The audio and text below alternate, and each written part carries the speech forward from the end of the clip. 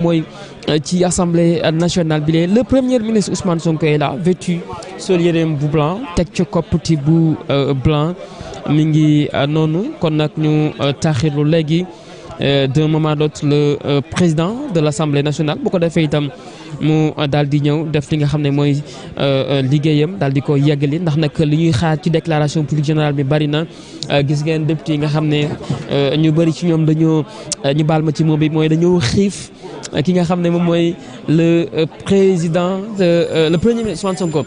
Messieurs, dames, le président de l'Assemblée nationale El Malick Ndiaye, le plus jeune président de l'Assemblée nationale, yegsi na ni mu solo noonu le premier ministre Ousmane Sonko solo kon nag Babacar ñu delloo la antenne bi.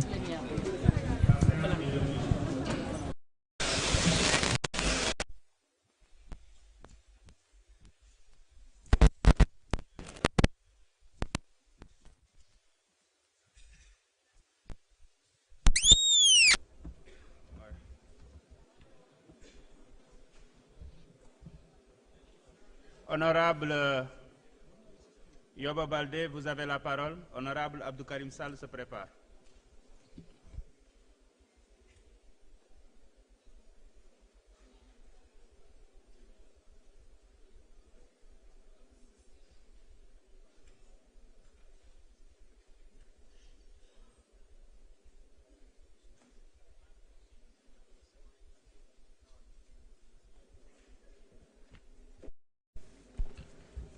Je rappelle juste que ceux qui doivent intervenir aussi, ils ont leur carte. S'ils veulent, ils peuvent intervenir à partir de leur siège.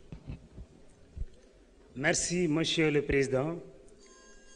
Messieurs les ministres, Monsieur le Premier ministre, chers collègues députés, honorables invités, bonjour. Monsieur le Premier ministre, nous vous félicitons et on vous encourage pour la clarté de votre déclaration. Mais beaucoup mënoon def benn résumé bu ndaw dans une langue locale comme en pulaar, ça allait avoir beaucoup plus d'ampleur. Monsieur le Premier ministre, c'est avec inquiétude que je m'adresse à vous aujourd'hui pour évoquer la situation alarmante et désastreuse de l'éducation dans la zone sud. Les défis auxquels notre jeunesse est confrontée dans ce domaine sont nombreux et exigent une attention particulière de votre part. Comme vous le savez, dans la zone sud, c'est une souffrance cruelle d'infrastructures scolaires. Les écoles sont souvent surchargées, mal équipées et dans un état de délabrement avancé. Ce manque de moyens matériels nuit considérablement à la qualité de l'enseignement dispensé et ça décourage les élèves et les étudiants. Vous l'avez énuméré dans votre déclaration avec ce faible taux de réussite et au CFE et au BFM et au baccalauréat. Monsieur le Premier ministre, je suis convaincu que vous êtes conscient de l'importance de l'éducation dans le développement d'un pays. C'est pourquoi je vous exhorte à prendre des mesures urgentes pour améliorer la situation de l'éducation dans la zone sud et à tous les niveaux. Pour cela, je vous propose de renforcer les infrastructures scolaires, de recruter et de former les enseignants, de lutter contre les abandons, de lutter contre l'inégalité dans le milieu scolaire et d'améliorer la qualité de l'enseignement. Monsieur le Premier ministre, je voudrais que la jeunesse soit au cœur de vos préoccupations. Cette jeunesse doit être formée, financée et accompagnée pour travailler au pays et réussir au pays et mettre fin à l'immigration clandestine. Monsieur le Premier ministre, en ce qui concerne le cas des enseignants, il faut revoir la situation des enseignants. Les enseignants ont des problèmes pour leur intégration dans la fonction publique, leur avancement et les impôts sur leur salaire et sur leur rappel.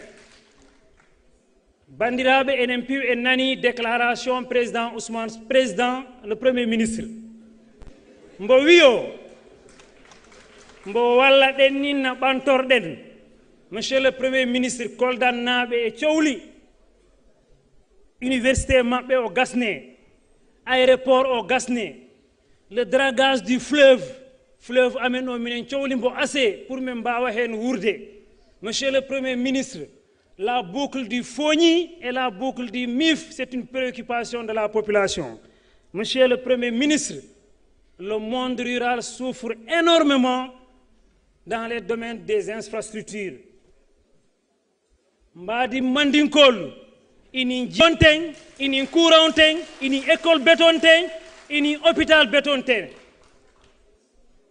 mbal dani la minna kanan kodi monde rural la nga ñaatili monde rural la les Sénégalais comptent sur ce projet pour le développement socio-économique de ce pays. Beaucoup. Je vous remercie. Honorable député Abdou Karim Sall, vous avez la parole. Tahirou Sarr man nga waajal. Honorable Tahirou Sarr.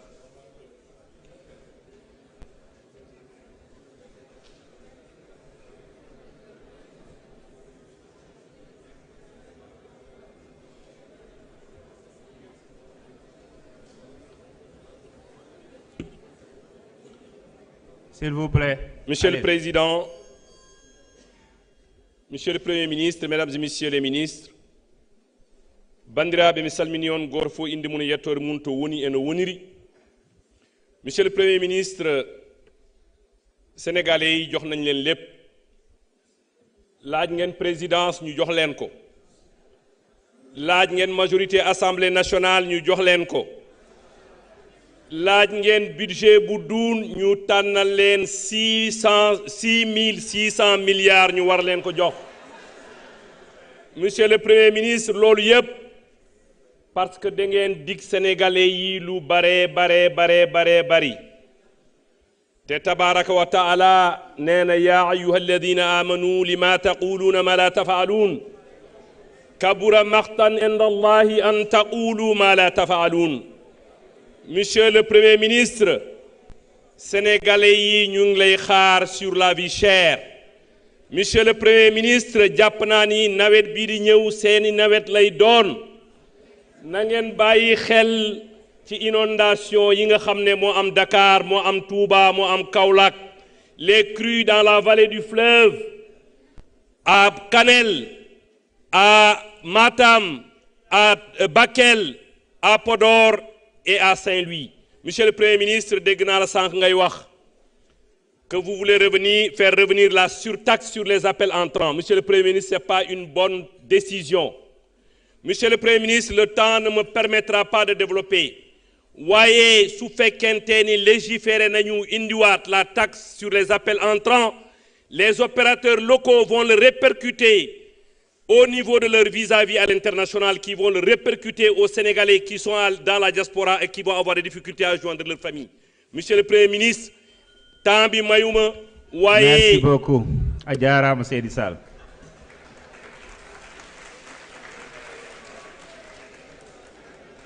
Honorable député Tahirou Sarr, vous avez la parole. Honorable député Bantawagué se prépare.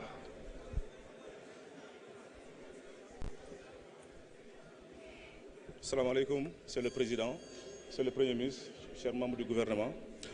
Monsieur le Premier ministre, damay tàmbali fi nga jeexalee campagne électorale yi passé mooy mbiru carte de séjour yi.